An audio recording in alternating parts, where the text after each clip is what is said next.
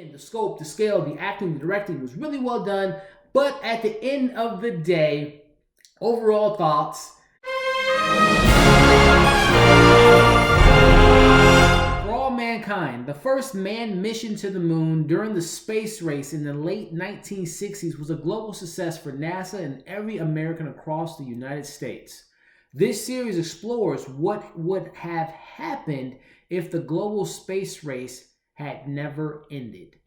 Hey everybody, Elliot here today to talk about yet another Apple TV Plus series, and this time we're talking about For All Mankind, a show that has a really cool premise, and we're going to talk about that here in a little bit. But definitely consider subscribing to our channel if you haven't already. Make sure you hit that notification bell to stay up to date with our content. And if you've seen the first 3 episodes of For All Mankind, I want to know what you all thought of the series. Let me know in the comment section. So we're going to briefly talk a little bit about spoilers, so you have been warned. If you haven't seen the show, go check it out. But we're going to talk a little bit about some of these characters and some of the things that happen in the show here. But first and foremost, kind of anticipation for the show. Out of the 4 main ones that I'm going to be talking about so far, I did a review for the morning show, and we're talking about For All Mankind. I'm going to check out Dickinson here in a little bit. But, you know, as far as excitement, I wasn't too excited about the show. I'm not going to lie. I'm not the world's biggest, I'm not that interested in space in regards to, I love Star Wars, I love exploring space, but not the space race topic. You know, it's nothing that really just appeals to me. I've seen a lot of films that deal with that, and I like most of them.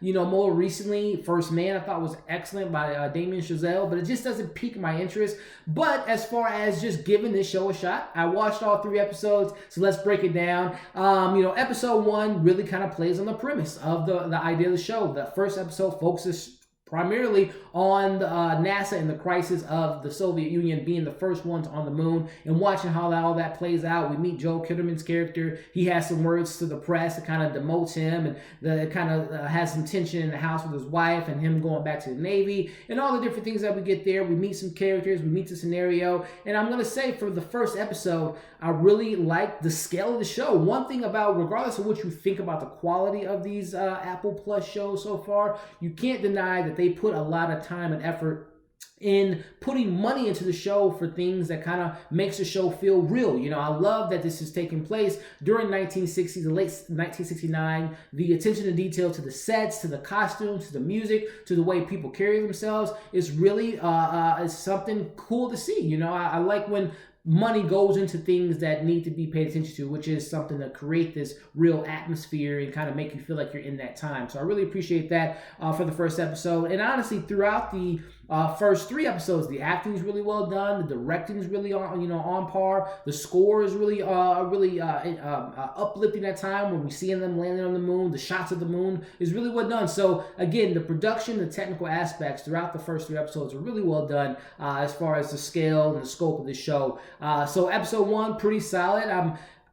I'll get to my negatives a little bit, but it was nothing I really connected to in regards to characters yet. But as we kind of transition to episode 2, we see the director has some kind of disagreements with President Nixon, and we kind of see how that plays out when he goes to court and kind of gets, you know, taken out of NASA, and, you know, all that stuff goes about. But really the biggest hook for the episode 2 was at the very end. We see yet the Soviet Union again beating the U.S. by having the first woman land on the moon, and we see her lift her visor and all that stuff. So that was, you know, episode 2 again. First 2 episodes, I'm like, okay. Again, no characters that I'm attaching to yet. Again, the acting's well done. Joel Kinnaman, his wife, the whole scenario, everything's going good. I'm just not finding that character. I'm just like, oh, I like them. It's not until episode 3, which was actually titled Nixon's Girls, where we see Deke recruiting the women to go on the moon. And, you know, they're trying to go on the moon with these women, but they're also trying to be the first ones to have, you know, the base on the moon too. So they're dealing with all that. And we're seeing one of my favorite characters on the show so far, and someone that actually was able to gravitate to and like, you know, I like their storyline. And that's the character that Sarah Jones, the actress Sarah Jones, plays Tracy Stevens.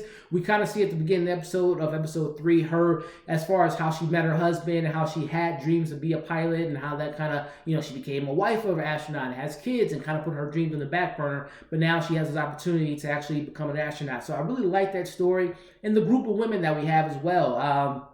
the young lady that played the Molly character, Molly Cobb, I liked her, and honestly, I liked the group of women as a whole, and I liked their storylines. I wish that's what I was looking for in the show. Again, I'm not that interested in the topic, so I was hoping to get invested in these characters. And honestly, like I said, the first 2 episodes, the acting was good. I just didn't have anything to pull onto as far as just, that's someone I want to look into. That's the storyline I was invested in. It wasn't, like I said, to episode 3. That was kind of really more like, okay, I like Sarah Jones and kind of how the ending happened. When you thought that something happened to Tracy Stevens' character when she was flying, doing that test, and there was a crash, and obviously her and her husband had that little fight in the episode. And I'm like, oh no, I hope Tracy doesn't die. But, we see that was Patty. Hopefully she's okay. But first 3 episodes, pretty solid. Outside of not having too many characters to kind of latch onto, again, the scope, the scale, the acting, the directing was really well done. But at the end of the day, overall thoughts, the show isn't for me.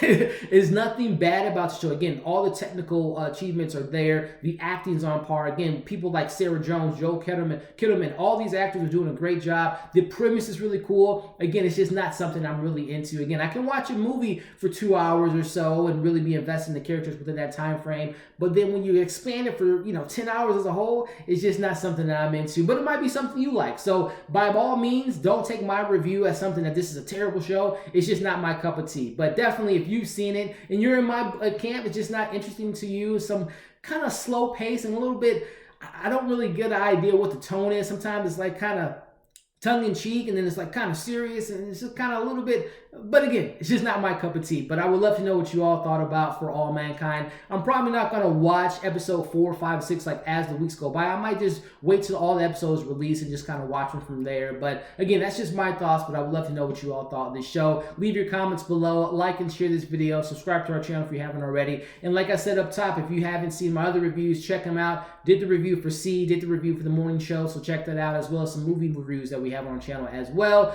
Thank you for watching this review. We got one more that I'm going to check out for Apple TV Plus, and then of course later today we got Watchmen, so keep an eye out for that review. Thank you all for watching this video, and we'll see you on the next one.